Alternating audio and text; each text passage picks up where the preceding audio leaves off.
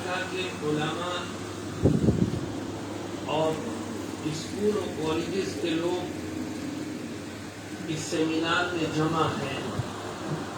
ہماری ذمہ داری ہے کہ ہم اپنی آنے والی نسلوں کو، نئی جنریشن کو کیا دے رہے ہیں.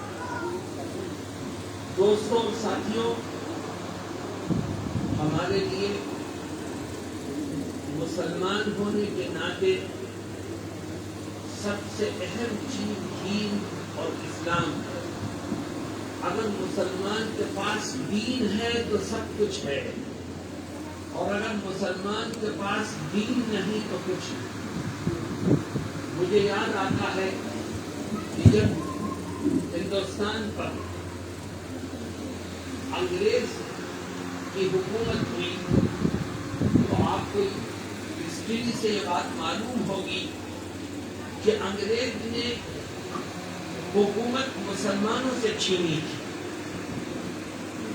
اور مسلم بادشاہ کو پیچھے ڈھکیل کر ہندوستان کے اوپر قبضہ کیا.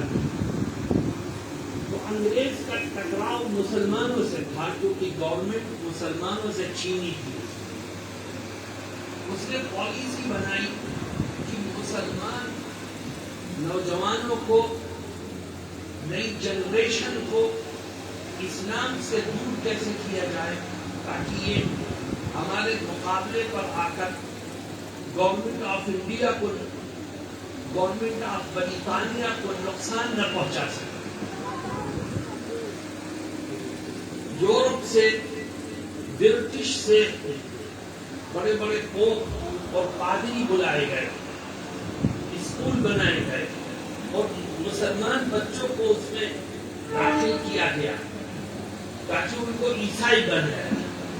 اور یہ اعلان کیا کہ ہم ان کو فری میں کھانے کو دیں گے، فری میں رہنے کو دیں گے اور فری میں پڑھائیں گے.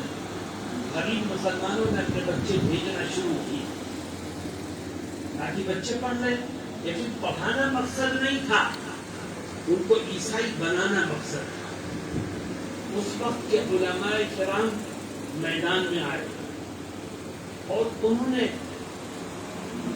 مشورہ کیا اور یہ طے کیا کہ اگر اس طرح سے بچے عیسائی مشنری اسکولوں میں جاتے رہے تو وہ ایک دن نام کے مسلمان ہوں گے لیکن ان کا دماغ، ان کا دل، ان کی سوچ، ان کی فکر سب عیسائی ہو جائے گا. تو اس نئی نسل کو عیسائی ہونے سے کیسے بچایا جائے؟ علماء نے پورے ہندوستان میں، جس میں پاکستان بھی تھا، بنگلہ دیش بھی تھا، پورا بر صغیر، ہند و پاک، بنگلہ دیش، سب میں یہ بات طے کی کہ ہم جگہ جگہ مدرسے کھولیں اور ہم یہ اعلان کریں گے کہ ہمارے ہاں کھانا بھی فری، رہنا بھی فری، پڑھائی بھی فری. آؤ ہم تمہیں دین سکھائیں گے، قرآن سکھائیں گے، اسلام سکھائیں گے. تو جو انگریزوں کی پالیسی تھی، ہمارے اکابر نے، ہمارے بزرگوں نے، اللہ والوں نے انگریزوں کی اس پالیسی کو مدرسے قائم کر کے فیل کر دیا اور ہر جگہ اسلام کے نعرے کو بلند کیا. آج میں یہ کہتا ہوں کہ اگر بنگلہ دیش، ہندوستان اور پاکستان کی مسجدوں کے مناروں سے اللہ اکبر کی صدائیں بلند ہوتی ہیں، ہمارے چہروں پر داڑھیاں ہیں، سروں پر ٹوپیاں ہیں اور ہم نماز پڑھتے ہیں اور اسلام بر صغیر میں باقی ہے، تو یہ ہمارے بزرگوں کی قربانیوں کا نتیجہ ہے. اب ہمیں سوچنا ہے کہ ہمیں اپنی جنریشن کو کیا دینا. ہمارے بزرگوں نے سوچا تو ہمارا دین و دھرم باقی رہ گیا. اب ہمیں سوچنا ہے کہ ہمیں کیا دینا. دوستوں، میں یہاں دو باتیں کروں گا. علماء کرام موجود ہیں اور دونوں باتوں کے مخاطب علماء ہیں، کیونکہ علماء چاہیں گے تو سدھار پیدا ہوگا اور علماء نہیں چاہیں گے تو سدھار نہیں پیدا ہوگا. ایک طرف مدرسے ہیں، دوسری طرف اسکول ہیں، کالجز ہیں، یونیورسٹیز ہیں. مسلم بچے مدرسوں میں بھی جا رہے ہیں، مسلم بچے اسکولوں میں بھی جا رہے ہیں. کتنا پرسنٹ ہے؟ मदरसों में जा रहे हैं और कितने परसेंट स्कूल और कॉलेजेस और मॉडर्न एजुकेशन में जा रहे हैं, हमें उसकी तरफ ध्यान देना है। अभी चंद साल पहले गवर्नमेंट ऑफ इंडिया ने एक कमेटी बनाई सच्चर कमेटी के नाम से। राजेंद्र सच्चर एक रिटायर्ड जस्टिस है, उनकी क़यादत में एक कमेटी बनी और उस कमेटी को गवर्नमेंट ने ये जिम्मेदारी दी कि देखो अक़लियतों खास तौर पर मुसलमानों का तालीमी गिराफ क्या है। तो उस कमेटी ने जो रिपोर्ट दी, देखो रिपोर्ट में क्या कहते हैं, वो कहते हैं मुसलमानों के बच्चों में से सिर्फ 4 से 4.5%, 4 से 4.5% बच्चे वो हैं जो मदरसों में जाते हैं, 95% वही जो स्कूल और कॉलेजेस में जाते हैं। मैं आपसे पूछता हूं और खास तौर पर उलमा से कि जो बच्चे स्कूल और कॉलेजेस में जा रहे हैं, क्या उनके दीन और ईमान की हिफाजत की फिक्र करना हमारी जिम्मेदारी है कि नहीं? अगर हमारी जिम्मेदारी है तो हम उस जिम्मेदारी को कहां तक निभा रहे हैं, इस पर गौर करना चाहिए। कैसे निभाया जाए उस जिम्मेदारी? हमने जमीयत उलमा उत्तर प्रदेश के प्लेटफॉर्म से अपना एक मिशन बनाया है। इत्तेफाक से मैं आज एयरपोर्ट पर उतरा और मौलाना मसरूर से मैंने पूछा प्रोग्राम की तरतीब क्या है, तो उन्होंने पहला प्रोग्राम आपको ही बताया। तो हम तो इसको मिशन के तौर पर कर रहे हैं। हमें अपने बच्चों की, आने वाली नस्लों के ईमान की फिक्र करनी है। किस तरह करनी है? मैं उस सिलसिले में सिर्फ 3 बातें आपके सामने रखा। मेरे दोस्तों, ये तीनों बातें बड़ी अहम है। पहली बात तो ये कि जो हमारे मदरसे चल रहे हैं, उन मदरसों को अपनी काम में लगे रहने देना चाहिए। उनके साथ छेड़छाड़ करना ये उम्मत को शदीद नुकसान पहुंचाने का जरिया बनेगा।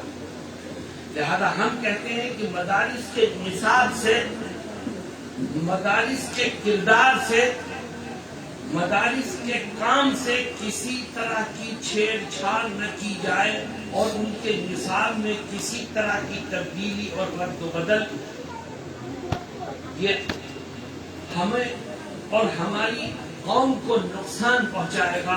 जो लोग मदारिस के निसाब को बदलने की बात कहते हैं, वो दर हकीकत इस निसाब की अजमत से नावाकिफ है। यही वो निसाब है जिसने शेखुल हिंद को पैदा किया, यही वो निसाब है जिसने हकीमुल उम्मत को पैदा किया, यही वो निसाब है जिसने शेखुल इस्लाम हुसैन अहमद को पैदा किया। ये निसाब अपने किरदार के हिसाब से, अपनी फ़आलियत के हिसाब से, अपने नतीजे के हिसाब से बहुत ज्यादा कामयाब है। इसके साथ छेड़छाड़ करना ये दर हकीकत उम्मत को नुकसान पहुंचाना। पहली बात है। दूसरी बात कि मदारिस के किरदार को मजीद बेहतर बनाने की जरूरत है। मजीद बेहतर कैसे बनेगा? हमें मेयार तालीम और मेयार तरबियत पर मेहनत करनी चाहिए। हमारे उलमा यहाँ मौजूद हैं, मैं उनसे दरख्वास्त करूंगा, यकीनन आप इदारे चला रहे हैं और आपके इदारे में अच्छा काम हो रहा है, लेकिन अच्छे काम की कोई हद नहीं है। उसमें तो जितना चाहो आप इजाफा कर सकते हैं। इसलिए मेयार तालीम को और मेयार तरबियत को बेहतर बनाने के लिए हमें मजीद कोशिश और जद्दोजहद बढ़ानी चाहिए, बैठना चाहिए, मशवरे करने चाहिए। जब तरबियत बेहतर होगी तो यकीनन मदरसे से निकलने वाला बच्चा इस्लाम के रंग में रंगा हुआ होगा। वो हर तरह की दुश्वारी बर्दाश्त करेगा, नुकसान बर्दाश्त करेगा, लेकिन दीन और धर्म के ऊपर आंच आ जाए इसके लिए किसी कीमत पर तैयार नहीं होगा। और अगर आपने उसकी सही तरबियत नहीं की तो वो ढाका के चौराहे पर खड़े होकर दीन को बेचने का काम करेगा। मेरे दोस्तों और साथियों, یہ دو باتیں ہو گئی. پہلی بات یہ کہ مدارس کے نصاب سے کسی طرح کی چھیڑ چھاڑ نہ کی جائے، انہیں اپنے کام کو صحیح انداز پر کرنے کا بھرپور موقع دیا جائے. دوسرا کام یہ کہ مدارس کے نصاب تعلیم اور نصاب تربیت کو بہتر سے بہتر بنانے کی کوشش کی جائے. اور ایک تیسرا کام جو سب سے اہم ہے میرے دوستوں، وہ تیسرا کام کیا ہے جس کو ہم نے مشن کے طور پر انڈیا میں شروع کر دیا. وہ تیسرا کام یہ ہے کہ یہ علماء بیٹھے ہیں، میں ان سے کہوں گا کہ علماء کی نگرانی میں جگہ جگہ مسلم اسکول کھولے جائیں، مسلم کالج کھولے جائیں، مسلم یونیورسٹیز کھولے جائیں، علماء کی قیادت میں، علماء کی رہنمائی میں، علماء کی نگرانی میں. ورنہ نتیجہ صفر ہوگا. یاد رکھو آگے آنے والا دن آج سے زیادہ خطرناک ہوگا. مسلمانوں کے اسکول تو چل رہے ہیں، مسلمانوں کے کالجز بھی چل رہے ہیں، مسلمانوں کی یونیورسٹیاں بھی چل رہی ہیں، لیکن ہو کیا رہا ہے میرے دوستوں؟ ہم اپنے اسکول کو چلا رہے ہیں مگر ہمارے اسکول کی تہذیب، کلچر، ثقافت عیسائیوں کی کلچر اور ثقافت کے مطابق ہے. ہم عیسائیوں کی نقل اتار کے اپنے آپ کو بہت بہتر سمجھتے ہیں. یاد رکھو دنیا کا سب سے بہتر کلچر اگر کوئی ہو سکتا ہے تو وہ محمد الرسول اللہ صلی اللہ علیہ وسلم کا کلچر ہے. آج سے بہتر کوئی کلچر ہو نہیں سکتا. آج مسلم اسکول کھولتے ہیں لوگ، ہمارے ہاں بھی یہ گڑبڑ ہوتی ہے اور اعلان لگا دیتے ہیں کہ ہم دینیات بھی پڑھائیں گے، اور دینیات کا ایک گھنٹہ رکھ دیا، ایک پیریڈ رکھ دیا دینیات کا، اس میں قرآن پڑھا دیا، کچھ اور دینیات کی باتیں پڑھا دی اور کہتے ہیں ہم دین بھی سکھا رہے ہیں. تم نے ایک پیریڈ دینیات کا رکھا لیکن کلچر عیسائی ہے. اسکول کا یہ ثقافت عیسائی ثقافت ہے. اسکول کی تہذیب و تمدن تم نے عیسائیوں کی نقل میں ساری چیزوں کو اپنے اسکولوں میں جائز کر رکھا ہے. تو سوچو جس بچے کے ذہن میں، جس کے دماغ میں، جس کی سوچ و فکر میں عیسائی اور غیر اسلامی کلچر اور عقیدہ موجود ہو، وہ بچہ پکا اور سچا مسلمان کیسے ہو؟ اس لیے میں علماء کرام سے درخواست کروں گا کہ اگر آپ آنے والی نسلوں کو اسلام سے جوڑنا چاہتے ہیں تو ایسے کالجز، ایسی یونیورسٹیاں اور ایسے اسکول بنائیں جہاں اسلامی ماحول میں ایڈوانس ایجوکیشن کا نظم ہے، اسلامی ماحول میں اصلی تعلیم دی جائے. جب ایسے اسکول سے، کالجز سے، یونیورسٹیز سے پڑھ کے بچہ نکلے گا تو دیکھنے والا یہ فرق نہیں کر سکے گا کہ یہ ڈاکٹر ہے یا کسی مدرسے کا والد ہے. آج ہمیں اسی طرح کے اسکولوں کی ضرورت ہے جہاں اسلامی ماحول میں جدید تعلیم کا نظم ہو، جہاں کی تہذیب، جہاں کا کلچر، جہاں کی ثقافت اسلام کے رنگ میں رنگی ہوئی ہو. میں ایک واقعہ سنا کے اپنی بات کو ختم کروں. ہم ایشیا میں رہتے ہیں، ہم انڈیا میں ہیں، آپ بنگلہ دیش میں، یہ سب ایشیا. ہم یہ سمجھتے ہیں یورپ کا کلچر بہت ایڈوانس کلچر ہے. یاد رکھو اتنا بدبودار کلچر ہے وہ کہ جس کے اندر انسانیت ہوگی وہ یورپ کے کلچر کو کبھی قبول نہیں کر سکتی. میں آپ کو ایک مثال، ایک واقعہ سناتا ہوں. اب سے 3 سال پہلے کی بات ہے. میں گیا ساؤتھ افریقہ. کیوں بھائی نام سنا ہے ساؤتھ افریقہ؟ ساؤتھ افریقہ کے ایک شہر میں پہنچا تو وہاں علماء موجود تھے. وہ مجھ سے کہنے لگے کہ ہم نے یہاں ایک مسلم اسکول کھولا ہے، آپ اسے دیکھ کر کے جائیے. میں نے کہا مجھے دور جانا ہے، دیر ہو جائے گی. وہ کہنے لگے کہ نہیں، تھوڑی دیر کے لیے ہمارے مسلم اسکول کو دیکھ کے جائیں. خیر ان کا اصرار ہوا تو میں اسکول میں چلا گیا. میں ہرے رنگ کا جبہ پہن رکھا تھا جو عربی لباس تھا، نیچے سے اوپر تھا. ہرے رنگ کی ٹوپی تھی، یہی ان کا یونیفارم تھا. تو میں نے ان علماء سے پوچھا کہ آپ ساؤتھ افریقہ میں رہ رہے ہو اور آپ نے بچوں کو یہ یونیفارم دے رکھا ہے. تو ایجوکیشن کے افسران آتے ہیں، وہ آپ کو کیسے سرٹیفکیٹ دے رہے ہیں؟ کہنے کو وہ ہماری مدد کرتے ہیں، کہتے ہیں تم کام کرو، اچھا کام کرتا ہے۔ میں نے کہا اچھا اسکول کے لیے، لیکن جو آبادی ہے وہ مسلمانوں کی ہے؟ کہنے لگے نہیں، سب کالے ہیں، عیسائی ہیں۔ میں نے کہا یہ آتے ہیں اپنے بچوں کو لے کے؟ کہنے لگے صاحب بہت آتے ہیں۔ وہ کہتے ہیں ہمارے بچوں کو بھی داخل کرو۔ میں نے کہا پھر؟ کہتے ہم ان سے یہ کہتے ہیں آپ کا بچہ کیسے داخل ہو سکتا ہے؟ کہ نہیں داخل کرو، پڑھاؤ اسے۔ ارے کہنے لگے ہم یہ کہتے ہیں کہ اگر یہ بچہ یہاں داخل ہوگا تو اسے کلمہ پڑھنا پڑے گا۔ وہ کہتے کلمہ پڑھاؤ اسے، نماز پڑھنی پڑے گی، نماز پڑھاؤ اسے۔ ارے صاحب قرآن پڑھنا پڑے گا، قرآن پڑھاؤ اسے۔ کیوں؟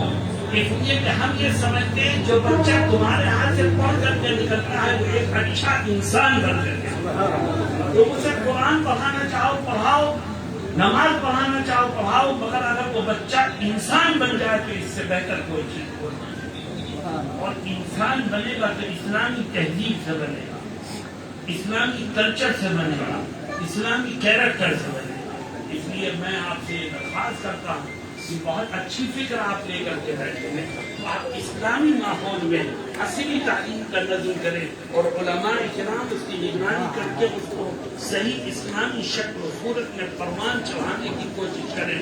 یہ اس وقت امت کی بہت بڑی خدمت ہوگی۔ اللہ رب العزت مجھے اور آپ کو کہنے اور سننے سے زیادہ عمل کی توفیق سے مالا مال فرمائے۔ وآخر دعوانا ان الحمد للہ رب العالمین۔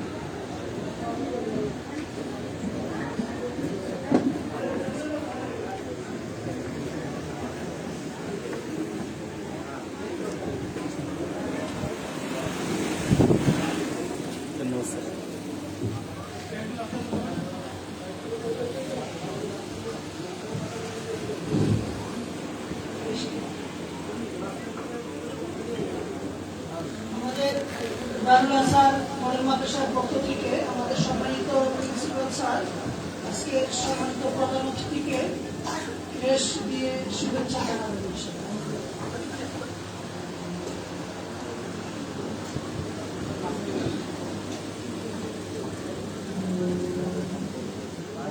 আমাদের যারা নাজারার হিফজ সবক নেবে সকলকে সামনে আসার জন্য অনুরোধ করছি। কারি সাহেবের নেতৃত্বে সকলকে সামনে নিয়ে আসেন।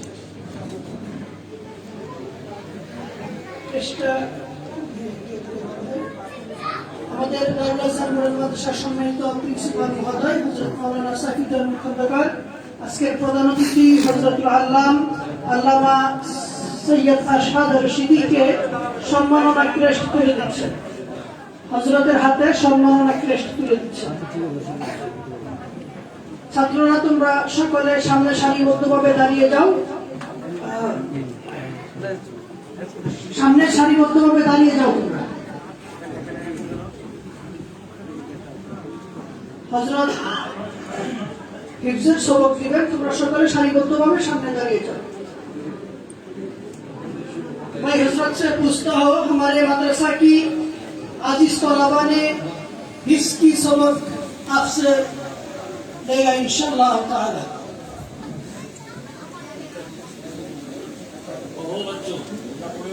أعوذ بالله من الشيطان الرجيم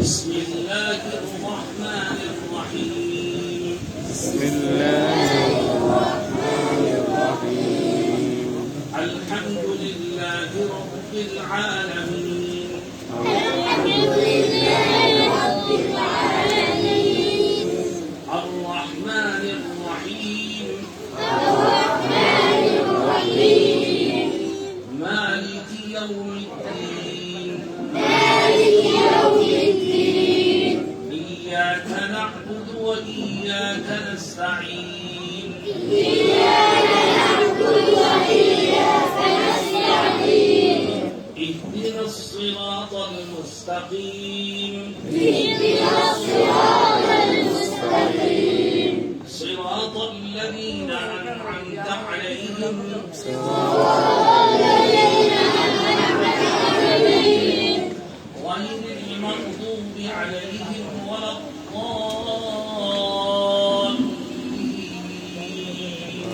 غير المغضوب عليهم ولا الضالين.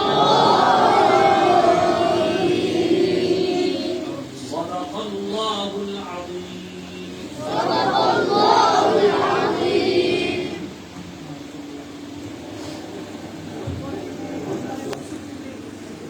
اللهم صل